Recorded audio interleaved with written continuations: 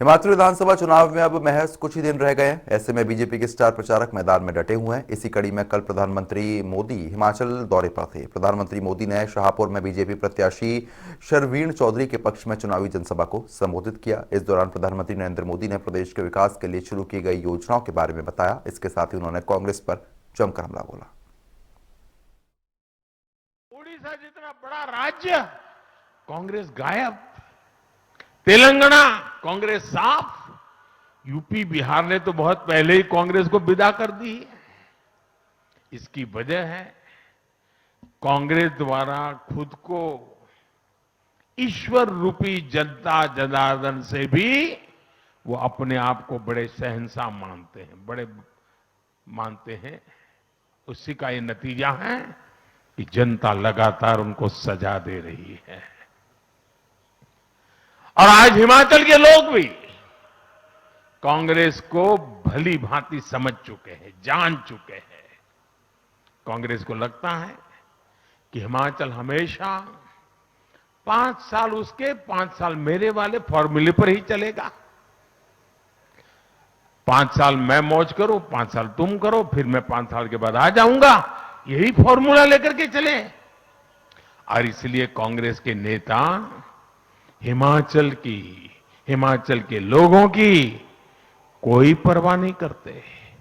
कांग्रेस के लोगों को लगता है कि कोई काम नहीं करेंगे तो भी 5 साल के बाद तो लोग लाने ही वाले हैं, वापस आ ही जाएंगे।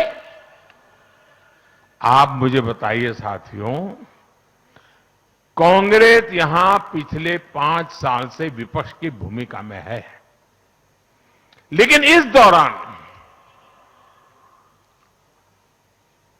दिल्ली से कांग्रेस के ऑल इंडिया लीडर लोकसभा चुनाव के प्रचार को छोड़ करके क्या कभी आपका हाल पूछने के लिए आए थे क्या?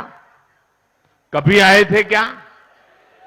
कभी आपका हाल जानने के लिए आए थे? कभी कोई मुसीबत आई तो वो आपके पास आए थे? भाइयों बहनों, जरा 5 साल का हिसाब निकालिए। लोकसभा में, राज्यसभा में हिमाचल से जुड़े कोई विषय आए हो, हिमाचल के लिए आवाज उठाई हो किसी कांग्रेसी ने, ऐसी कोई घटना आपने सुनी है क्या? भाइयों बहनों, आपकी चिंता इनको 5 वर्षों तक इसलिए नहीं आई क्योंकि इनको भरोसा था कि हिमाचल तो 5 साल के बाद कुर्सी दे ही देता है। मेहनत करने की क्या जरूरत है, लोगों की परवाह करने की क्या जरूरत है, रिवाज है, काम हो जाएगा। भाइयों बहनों, जो विपक्ष तक का काम जिम्मेवारी नहीं से निभा सकते हैं, विपक्ष के नाते आपके सवालों को लेकर के जो हिलते भी नहीं है, वे सरकार में आने के बाद आपके लिए क्या करेंगे? भाइयों, ऐसे लोगों पे भरोसा कर सकते हैं क्या?